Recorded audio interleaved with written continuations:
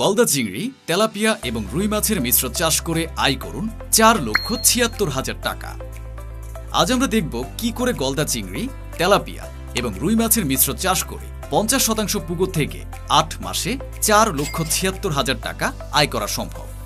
আজকের ভিডিও থেকে আমরা জানব পুকুরে মিশ্র মাছের চাষ সম্পর্কে, মিশ্র চাষের জন্য পুকুর তৈরি, কোথায় কোথায় গলদা চিংড়ি, তেলাপিয়া এবং রুই মাছের মিশ্র চাষ করা সম্ভব, কি ধরনের খাবার দিতে হবে, কেমন খরচ হবে এবং লাভ হবে, কি ধরনের রোগ হতে পারে ইত্যাদি সম্পর্কে। ফিশ ডক্টর ইউটিউব চ্যানেলে আপনাদের স্বাগতম।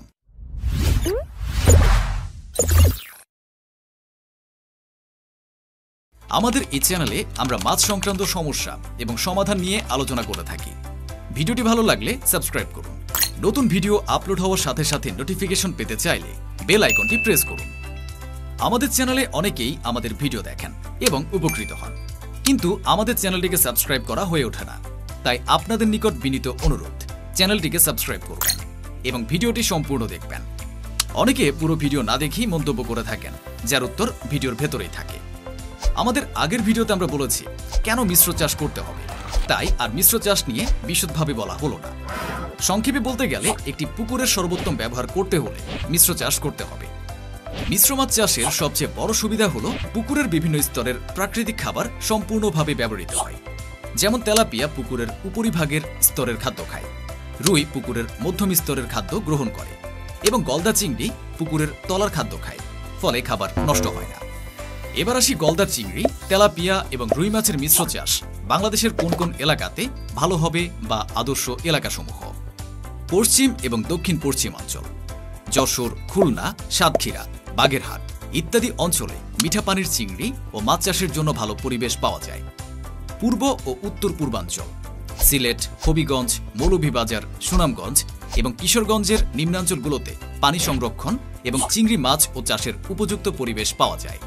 মধ্যাঞ্চল, ঢাকা, নারায়ণগঞ্জ, মাদারীপুর, মুন্সিগঞ্জ, মানিকগঞ্জ, গাজীপুর, টাঙ্গাইল ইত্যাদি অঞ্চলেও মিঠা পানির চাষ ভালো হয়।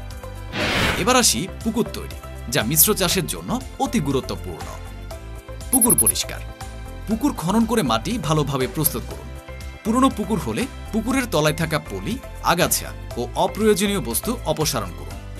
সাধারণ সার প্রয়োগ, পুকুরে মাটির গুণাগুণ বজায় রাখতে প্রতি শতাংশে 10 থেকে 12 কেজি পচা গোবর এবং 200 গ্রাম চুন লেবুর পানি দিয়ে গুলিয়ে ছিটিয়ে দিন। চুন ছিটানোর পর পুকুরে 7 থেকে 10 দিন সময় দিন, যাতে পুকুরের পানির পিএইচ ভারসাম্য রক্ষা পায়। পানির পরিমাণ নিয়ন্ত্রণ, পুকুরের গভীরতা সাধারণত 4 থেকে 6 ফুট রাখা ভালো। পর্যাপ্ত পরিমাণে পানি ঢেলে পুকুর ভরাট করতে হবে। পুকুর তৈরি হলে পরবর্তী কাজ হলো পোনা ছাড়া। পোনা ছাড়ার সময় খেয়াল রাখতে হবে পোনা যেন বিশ্বস্ত উৎস থেকে উচ্চমানের পোনা হয়। পোনাগুলো পুকুরে ছাড়ার আগে 1 থেকে 3 ঘন্টা পানির সাথে খাপ খাইয়ে নেওয়ার প্রক্রিয়া করতে হবে, যাকে অ্যাক্লিমেটাইজেশন বলা হয়। কি পরিমাণ পোনা ছাড়তে হবে? গলদা চিংড়ি প্রতি শতাংশে 30 থেকে 40টি পোনা, মোট 1500 থেকে 200টি পোনা। তেলাপিয়া প্রতি শতাংশে 150 থেকে 200টি পোনা, মোট 7500 থেকে 10,000টি পোনা।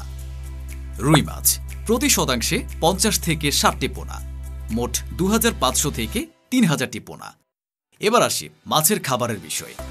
মনে রাখতে হবে ভালো ফলন চাইলে যথাযথ খাবার দিতে হবে। তাই জেনে নিন কোন মাছের জন্য কি খাবার কি পরিমাণে দিতে হবে। গলদা চিংড়ি, গলদা চিংড়ির জন্য প্রথম 3 থেকে 4 মাসে 30 থেকে 35% প্রোটিনযুক্ত খাদ্য দিতে হবে। দিনে 2 বার খাদ্য দিতে হবে, প্রথমে সকাল 9টায় এবং পরে বিকাল 5টায়। তেলাপিয়া, তেলাপিয়ার জন্য 25 থেকে 30% প্রোটিনযুক্ত খাদ্য দিনে 2 বার দিতে হবে। রুই মাছ, রুই মাছের জন্য 20 থেকে 25% প্রোটিনযুক্ত পাউডার ফিড বা গুঁড়া ফিড ব্যবহার করুন। রুই মাছ পুকুরের প্রাকৃতিক খাদ্য, যেমন শৈবাল এবং জুফ্ল্যাংটনও খায়। বর্তমান সময়ে প্যাকেট খাবার দিয়ে মাছ চাষ কঠিন হয়ে পড়েছে, তাই পুকুরে প্রাকৃতিক খাবারের পর্যাপ্ততা রাখতে হবে। প্রয়োজনে 10 থেকে 15 দিন পর পর প্রাকৃতিক খাবার তৈরির জন্য জুস তৈরি করে দিতে হবে। তাতে প্যাকেট খাবারের পরিমাণ অনেক কমে যাবে। তাছাড়া বিভিন্ন মাছের খাবারের মিশ্রণ তৈরি করে দিলেও খরচ অর্ধেকেরও কম হবে। চাষকালীন সময়ে যা যা খেয়াল রাখতে হবে।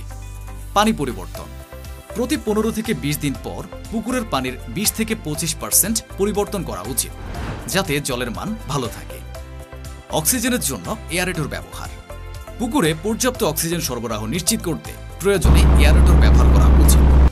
পিএইচ এবং তাপমাত্রা নিয়ন্ত্রণ। পুকুরের পানির পিএইচ 7.5 থেকে 8.5 এবং তাপমাত্রা 26 থেকে 29 ডিগ্রি সেলসিয়াসের মধ্যে রাখা উচিত। মাছ চাষের আগে মাছের রোগ সম্পর্কে জানা উচিত। তাই আসুন জেনে নিই গলদা চিংড়ি, তেলাপিয়া আর রুই মাছে কী ধরনের রোগ হয়। তেলাপিয়া মাছে সাধারণত ফিন রট, লাল ত্বক রোগ, ফাঙ্গাল ইনফেকশন হয়ে থাকে। গলদা চিংড়ির সাধারণত ব্যাকটেরিয়াল হ্যামোরেজিক সেপ্টিসেমিয়া, শেলের রোগ, white spot syndrome virus, fusarium সংক্রমণ, ক্যাপসুলড পরজীবী এবং মোল্টিং সমস্যা হয়ে থাকে। এবং রুই মাছে সাধারণত ইপিজুটিক আলসারেটিভ সিনড্রোম, গিল রোট, ভিব্রিওসিস এসব রোগ দেখা দেয়। তবে প্রথম থেকে প্রতিরোধমূলক ব্যবস্থা নেওয়া থাকলে রোগের আক্রমণ থেকে রেহাই পাওয়া যেতে পারে। আসুন জেনে নেওয়া যাক সম্ভাব্য উৎপাদনের পরিমাণ। গলদা চিংড়ি সাধারণত 6 থেকে 8 মাসের মধ্যে বাজারজাতযোগ্য আকারে পৌঁছে। গলদা চিংড়ির ক্ষেত্রে সাধারণত বেঁচে থাকার হার 70 থেকে 80% ধরা হয়। 1500 থেকে বেঁচে থাকার হার 75% হলে মোট গলদা চিংড়ি প্রায় 1125টি হবে। প্রতিটি গলদা চিংড়ির গড় ওজন 30 থেকে 50 গ্রাম ধরা যেতে পারে। সেই অনুসারে মোট 45 কেজির মতন ফলন হবে।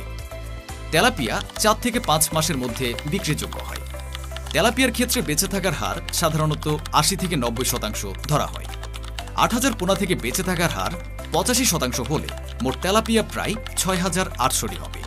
প্রতিটি তেলাপিয়ার গড় ওজন 200 থেকে 300 গ্রাম ধরা যেতে পারে। সেই অনুসারে মোট ফলন হবে 1700 কেজি। রুই মাছ 8 থেকে 10 মাসের মধ্যে বিক্রির উপযুক্ত হয়। রুই মাছের ক্ষেত্রে বেঁচে থাকার হার সাধারণত 70 থেকে 80% ধরা হয়। 2750টি পোনা থেকে বেঁচে থাকার হার 75% হলে মোট রুই 2060টি হবে। প্রতিটি রুই মাছের গড় ওজন 500 থেকে 700 গ্রাম ধরা যেতে পারে। সেই অনুসারে মোট ফলন হবে 1236 কেজি। সম্ভাব্য বিক্রয় মূল্য। বাজার মূল্য যেহেতু কম বেশি ওঠানামা করে, সেই অনুসারে আমরা গলদা চিংড়ি 900 টাকা, তেলাপিয়া 175 টাকা এবং রুই 325 টাকা হিসাবে ধরলে মোট বিক্রয় মূল্য দাঁড়ায় 7,39,700 টাকা। এবার জেনে নিই কেমন খরচ হবে। ভিন্ন ভিন্ন স্থানে বাজারের মূল্য অনুসারে খরচ ভিন্ন হতে পারে। তবে আমরা আমাদের অভিজ্ঞতা থেকে খরচের একটি গড় করেছি, যাতে পুকুর প্রস্তুতি খরচ 19,250 টাকা, পোনা সংগ্রহের খরচ গড়ে 32,000 টাকা, খাদ্য খরচ 1,46,000 টাকা। এখানে প্রাকৃতিক খাবার এবং হাতে তৈরি খাবারের উপর বেশি নজর রাখা হয়েছে। শ্রমিক খরচ 36,000 টাকা, অক্সিজেন এবং পানি ব্যবস্থাপনা 20,000 টাকা, রোগ প্রতিরোধ ও ঔষধ খরচ 10,000 টাকা। মোট খরচ 2,63,250 টাকা। খরচ বাদ দিয়ে নিট আয় থাকছে 4,76,000 টাকা, যা অবশ্যই বৃদ্ধি করা সম্ভব। মাছ চাষ সংক্রান্ত যে কোনো কিছু জানতে চাইলে নিচে কমেন্ট করুন বা আমাদের সাথে যোগাযোগ করতে পারেন 01971907752 এই নাম্বারে। ভিডিওটি যদি আপনাদের ভালো লাগে তবে সাবস্ক্রাইব, লাইক ও শেয়ার করতে ভুলবেন না।